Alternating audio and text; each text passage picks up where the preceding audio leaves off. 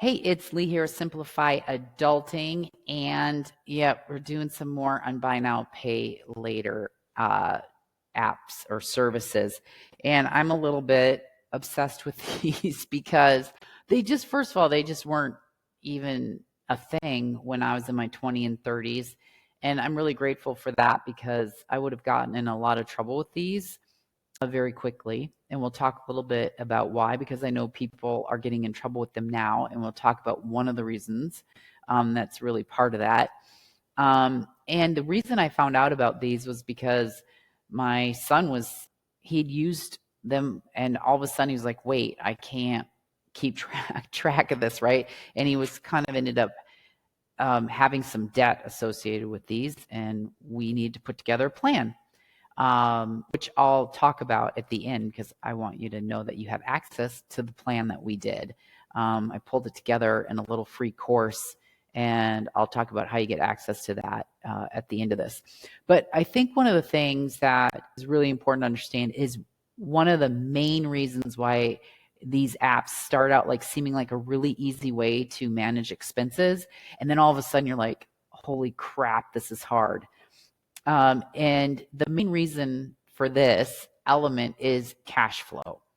And what cash flow means is basically it's managing or watching how much money's coming in and how much is going out, whether that's a business, a household, your personal, finances. That's what cash flow is. And I think we all logically kind of know, like, okay, if I'm going to spend $100 is going to go out. I need to know that $100 at least, right? Hopefully more, is coming in. But where cash flow gets more nuanced is there's a huge element for timing, because it's not very often in real life where you say, okay, I know $100 is going out on this date, so I need $100 coming in, and look, if they match, I get my 100 in, my 100 goes out. It's just not that fluid. For most of us, from a personal standpoint, our cash flow in, so our money coming in, has kind of a cadence to it. Okay, I know I get paid every 2 weeks or every month or whatever, or maybe I'm even in some type of gig economy. I'm getting paid more consistently, but I kind of have a feel for what I'm going to get paid in a day, a week, a month, right? So that's but our expenses really don't work that way. Sure, your rent may be, due on the first of the month. Maybe you have utilities and you kind of know, like, you set those up. I'm going to pay those on the 15th. So you kind of have these big ones, but most of us are kind of spending money, throughout a week. And so you end up having that impacts your cash flow. So that's money's going out, but it's going out on a very irregular cadence, right?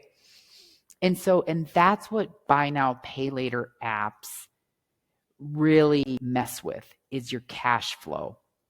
Because when you are originally going to buy something, so let's say you're going to buy something for $100, and you look at it and you were ready to spend $100 that day, and you were ready to account for that cash flow going out. I've looked at my account, I kind of know, and whatever, I'm going to spend the 100, right?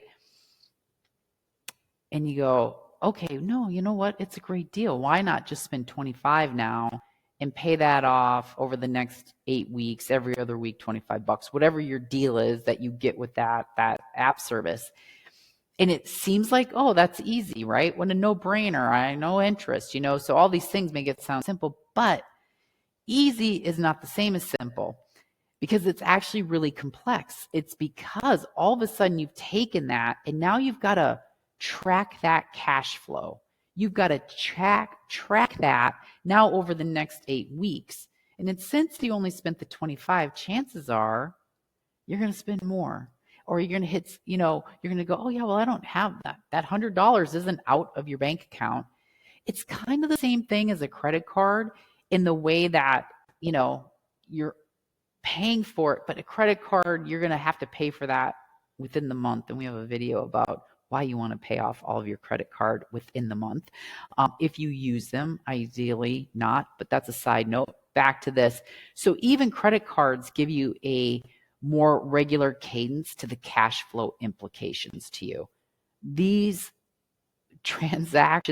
buy now, pay later transactions completely become unmanageable. So an analogy is let's say you're juggling, and every ball is a transaction on a buy now pay later service. So you go and you hit that, and you're like, okay, I can juggle one ball. And you're like, so 2 days later you do another transaction. Okay, that's 2 balls, because really I'm just thinking about, I've got that one payment, but all of a sudden you're like, wait, I've got 4 transactions coming up. So now actually that 1 ball becomes 4 balls, 2 balls becomes 8 balls, right? Because all of a sudden I'm thinking, oh, crud, that's right. So now I'm trying to juggle 8 balls.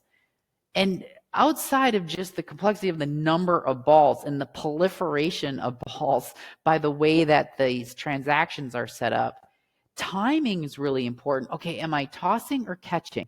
Because is that, and then, oh my God, here comes my rent. Here comes another ball into this equation.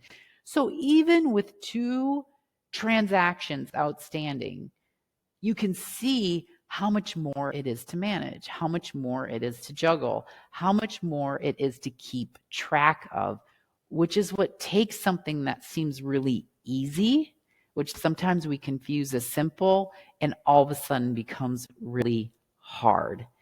And I'll be honest, I don't have a great way or a great tool to manage that.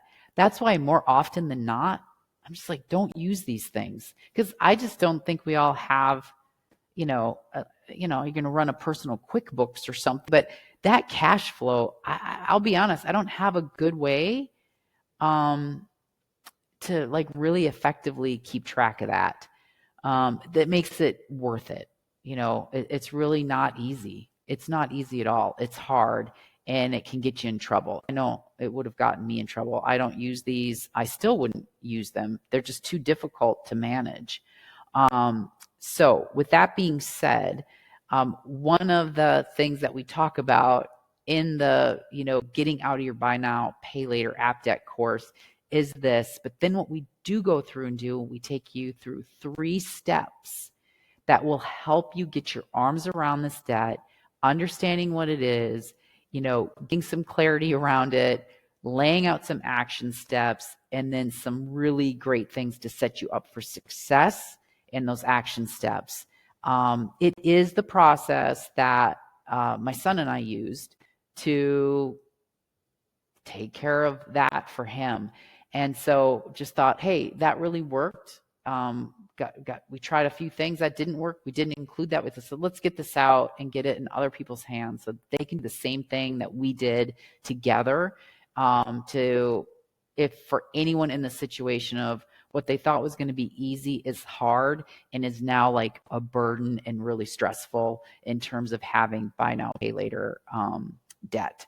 So there you go. The way you can do that, I'm going to put the link to the course. It's free. Link to the course in the show notes below. And please take a look at it. It's got some simple tools in it, simple steps, and hopefully you'll have the success my son had getting out of that situation. And by the way, he no longer touches those apps. Just wasn't worth it. So there you go. Why it starts out easy is actually really ends up being really hard. Stay happy and healthy. And until the next video, hopefully you'll log into that class. All right. Bye-bye.